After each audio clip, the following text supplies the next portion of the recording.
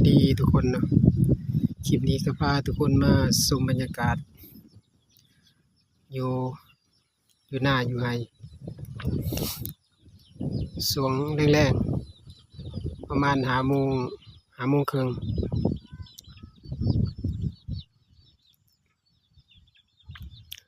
สวงฤดูหนาวเดือน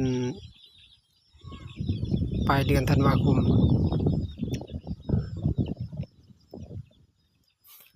อากาศมื้อนี้ก็สิมีลมพัดหนาวแหน่จังหน่อยก็คือเก่าพี่น้องสำหรับพี่น้องที่เขามาเบิ่งมาชมคลิปนี้ก็คือเก่าฝากกดไลค์กด Subscribe หรือว่ากดติดตามเพื่อเป็นกำลังใจในการทำคลิปต่อไปนะพามาชมบรรยากาศยามแลง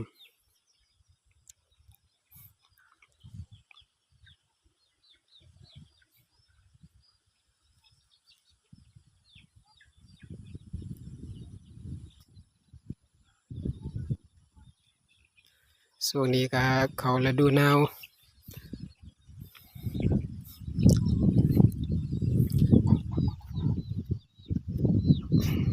ถือว่าเข้าฤดูหนาวเต็มรูปแบบ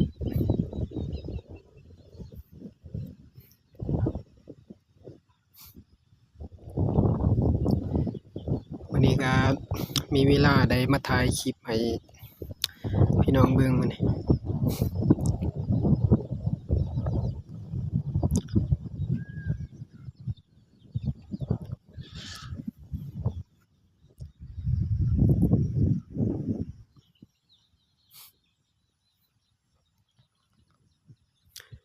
ช่วงนี้ก็ดอกกระเด้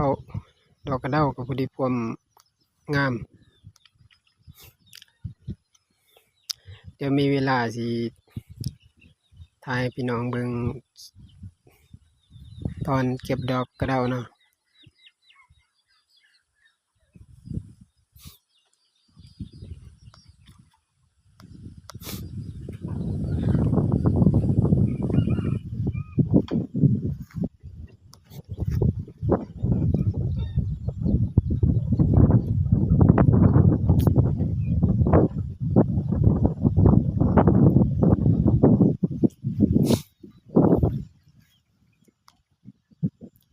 วันนี้ก็สิมืดแหน่จังหน่อย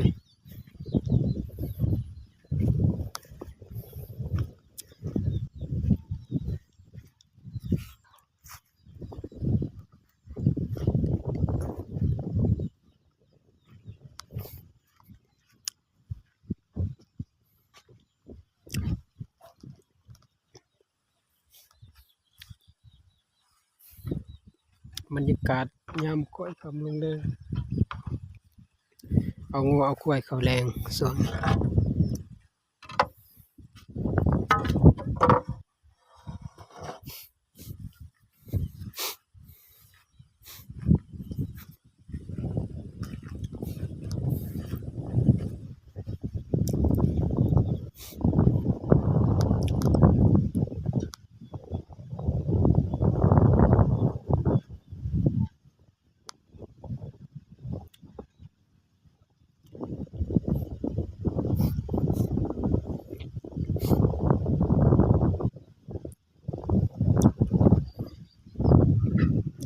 ถือว่าปีนี้ฤดูเฮ็ดนาปีก็ผ่านไปอีก1 ปีเนาะปีหน้าก็เริ่มใหม่อีก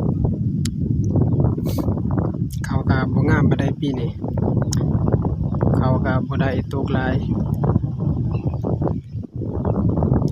แต่ว่าตกแรงปีนี้ปีก่อนได้130มาปีนี้ได้แต่90ปลาย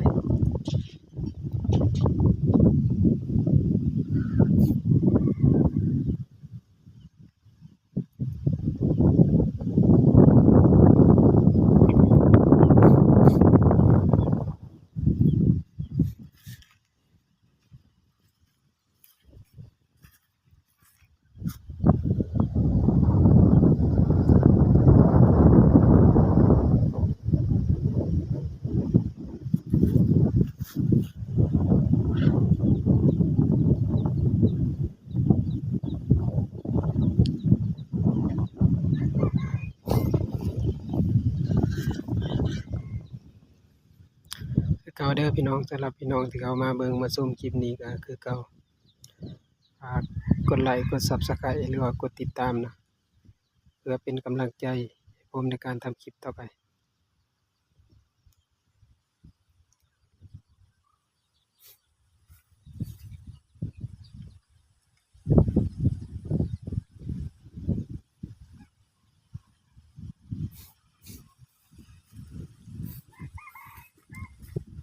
พาพี่น้องมาเบิ่งบรรยากาศทุ่งนายามมื้อแลง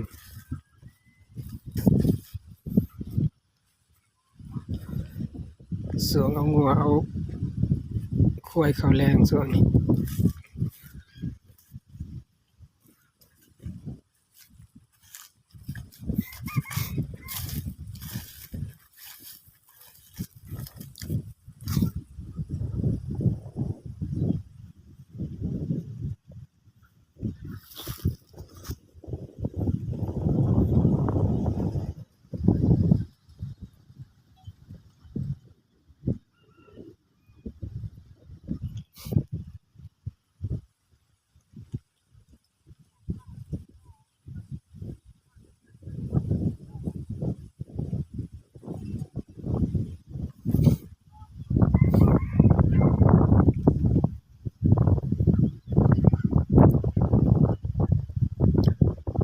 แต่ว่ามื้อนี้ลมมีลมแรงกว่าคุมื้อ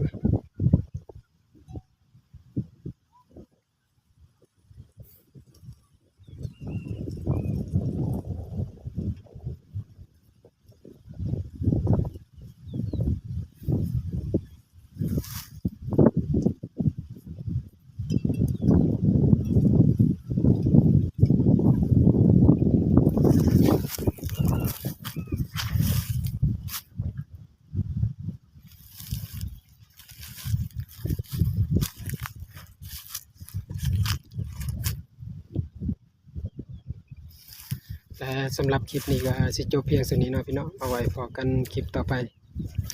สุดท้ายก็ฝากพี่น้องกดไลค์กด Subscribe หรือว่ากดติดตามเพื่อเป็นกำลังใจให้ผมในการทำคลิปต่อไปเนาะขอบคุณครับ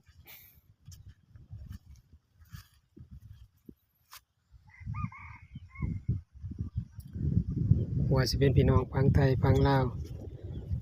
หรือว่าผู้ที่อยู่ต่างแดน